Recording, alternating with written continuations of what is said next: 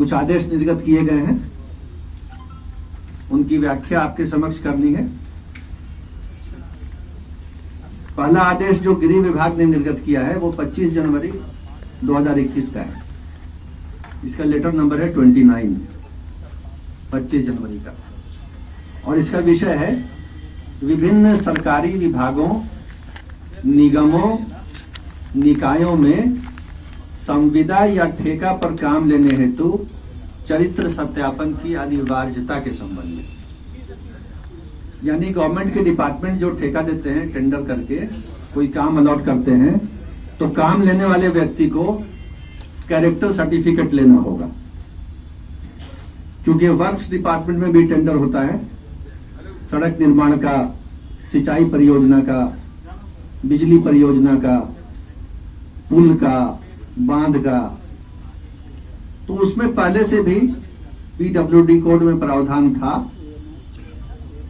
कि जो टेंडर लेंगे तो उनको पुलिस से कैरेक्टर सर्टिफिकेट लेना होगा, और अगर स्वच्छ होगा कैरेक्टर सर्टिफिकेट तभी उनको टेंडर पर काम मिलेगा। यह व्यवस्था पहले से भी थी, लेकिन इसको दोबारा दोहराया भी गया है। इसमें कुछ और बातें भी जोड़ी गई हैं। एक तो ये जोड़ा गया है कि अगर किसी ने टेंडर लिया, किसी कंपनी ने, किसी ठेकेदार ने, और टेंडर की शर्तों के अधीन वो उस काम को सब कॉन्ट्रैक्टिंग कर सकता है, काम का कोई एक हिस्सा वो दूसरी किसी को दे सकता है, किसी दूसरी फर्म को या व्यक्ति को, तो अगर ये उसमें अलाउड है सब कॉन्ट्रैक्टिंग, तो जो सब कॉन्ट्रैक्टर होगा उसको भी चरित्र प्रमाण पत्र लेना होगा।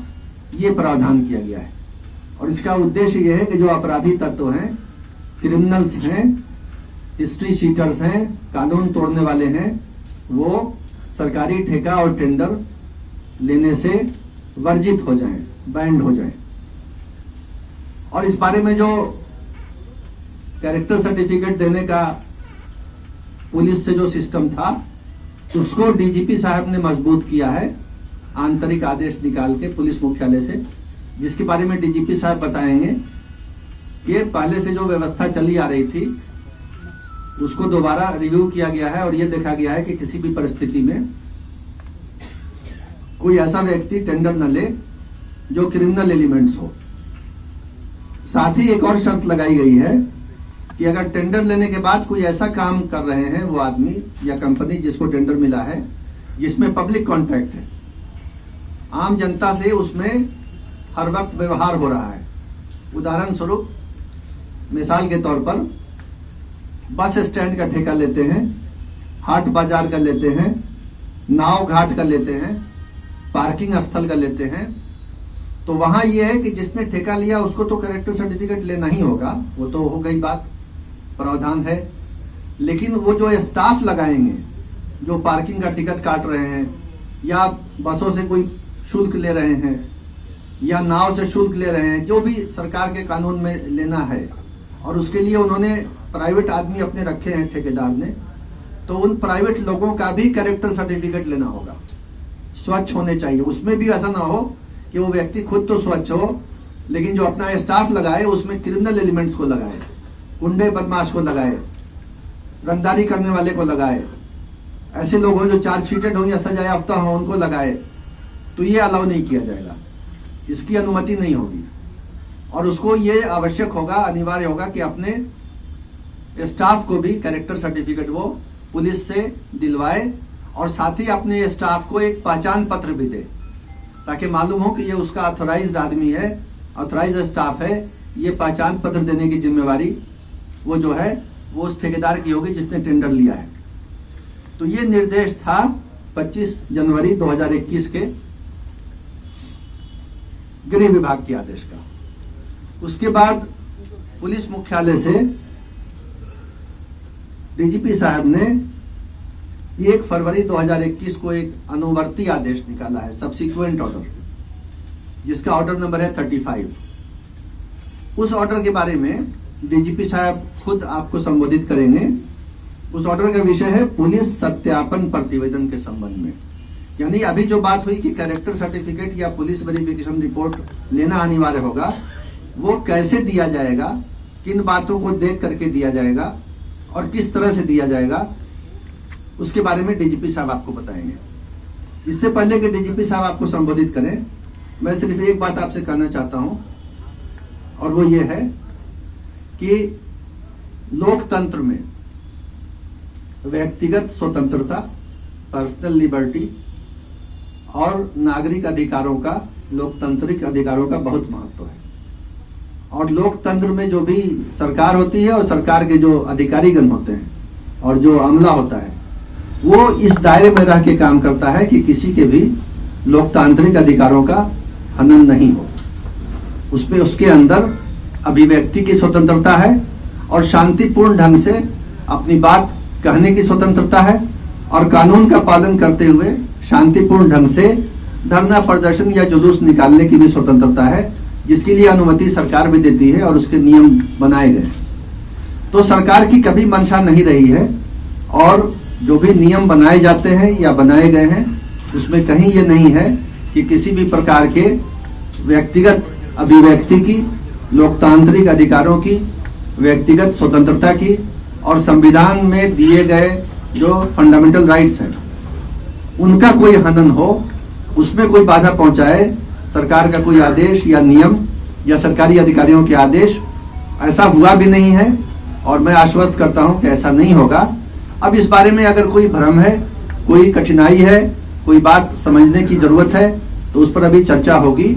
मैं पहले इस आदेश के बारे में, जो पुलिस सत्यापन प्रतिवेदन के बारे में डीजीपी साहब ने राज्य में सभी पुलिस अधिकारियों को और सभी थानों को निर्गत किया है, मैं पहले उनसे अनुरोध करूंगा कि वो आपको संबोधित करें और उसकी पूरी जो है विस्तार से आपको उसका बताएं कि वो आदेश क्या है और कैसे काम करेगा और उसमें क्या चीज लिखी गई है। और उसके बाद अंत में जैसा डीजीपी साहब ने कहा, आप अपना उस पर प्रश्न कर सकते हैं, जिसका जवाब देने का हम लोग पूरा प्रयास करेंगे। धन्यवाद। अब डीजीपी साहब को सुने, एसके सिंघल साहब। धन्यवाद सर। सबसे पहले मैं आप सबको ये अनुरोध कर रहा हूं कि इसके अंदर बहुत सारे फाइन पॉइंट्स हैं, कुछ लीगल प्रावधान है, मैनुअल के प्रावधान है, ऑनरेबल सुप्रीम कोर्ट के गाइडलाइंस हैं। तो इन सब फाइन पॉइंट्स को, बारीकियों को आपके समक्ष रखने के लिए हमारे एडिशनल डायरेक्टर जनरल हेडक्वार्टर्स जो जितेंद्र कुमार जी हैं, वो पहले आपके सामने हर पॉइंट को क्लियर करेंगे। उसके बाद फिर हम आगे जो हमने आपस में चर्चा की है उसके आगे हम लोग बात करेंगे। धन्यवाद सर। सबसे पहले, जैसा अपर मुख्य सचिव गृह विभाग ने आपको बताया कि 25 जनवरी 2021 का जो परिपत्र है उसके बारे में, उससे पहले जो है आपको मैं सामान्य प्रशासन विभाग के 2006 और 2020 के पत्रों के बारे में भी जो है मैं आपको बता दूं, जिसमें ये अनिवार्यता है कि सरकारी नौकरी के लिए पूर्व चरित्र सत्यापन, पुलिस वेरिफिकेशन होना आवश्यक है। 2006 में ये रखा गया था कि जो भी कोई सरकारी नौकरी करेंगे उनका पुलिस वेरिफिकेशन होगा।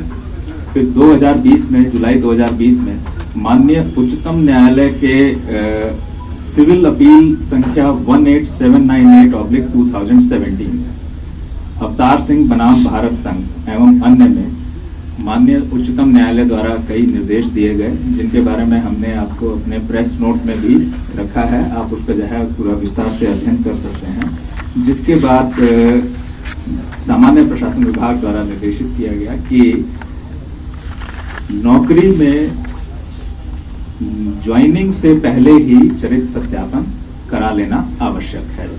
तो ये जो पुलिस वेरिफिकेशन जो होना है, पूर्व चरित्र सत्यापन, ये ज्वाइनिंग से पहले ही पूर्ण करा लेना है। यानी कि एक टाइम बाउंड मैनर में हमें चरित्र सत्यापन प्रतिवेदन पुलिस को उपलब्ध करा देना है उन अभ्यर्थियों को जो नौकरी के इच्छुक हैं, सरकारी नौकरी के लिए हैं। इसीलिए ये आदेश जो पुलिस मुख्यालय से निर्गत हुआ, जो ये टाइम बाउंड मैनर में उपलब्ध कराना है और ठेके आदि में भी जो है अनिवार्यता रखी गई है। इसीलिए जो है एक टाइम बाउंड मैनर में उपलब्ध कराने के लिए पुलिस मुख्यालय द्वारा आदेश निर्गत किया गया, ताकि जो अभ्यर्थी हैं उनको अनावश्यक विलंब ना हो और अनावश्यक विलंब ना हो और उनको ससमय ये सत्यापन प्रतिवेदन मिल जाए।